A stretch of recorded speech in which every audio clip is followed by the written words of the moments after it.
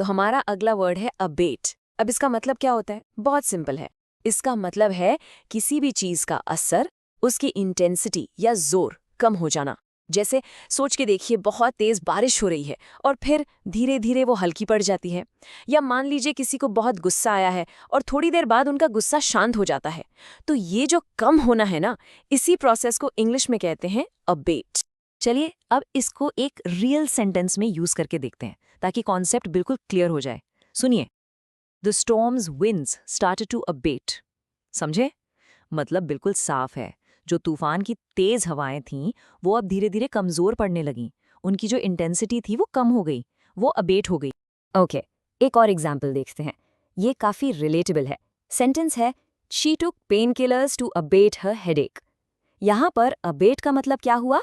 बिल्कुल वही, उसने अपने सिरदर्द को, उसकी तकलीफ को कम करने के लिए पेन किलर्स ली। देखा कितना यूजफुल वर्ड।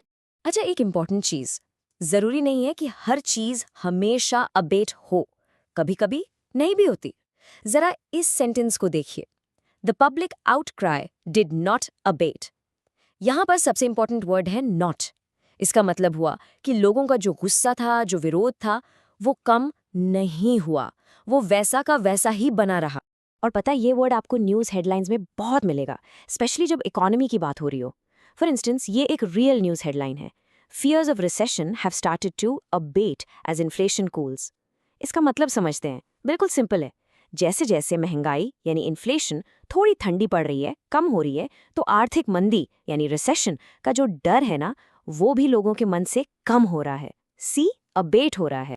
चलिए, आखिरी चीज, अपनी इंग्लिश को और बेटर बनाने के लिए इसके कुछ सिनोनिम्स यानी मिलते जुलते वर्ड्स और एंटोनिम्स यानी ऑपोजिट वर्ड्स देख लेते हैं। तो अबेट के सिनोनिम्स हैं डिक्रीज, सबसाइड, ड्विंडल। और इसके एंटोनिम्स यानी इसके उल्टे वर्ड्स हैं इंक्रीज, इंटेंसिफाई, एम्पलीफाई।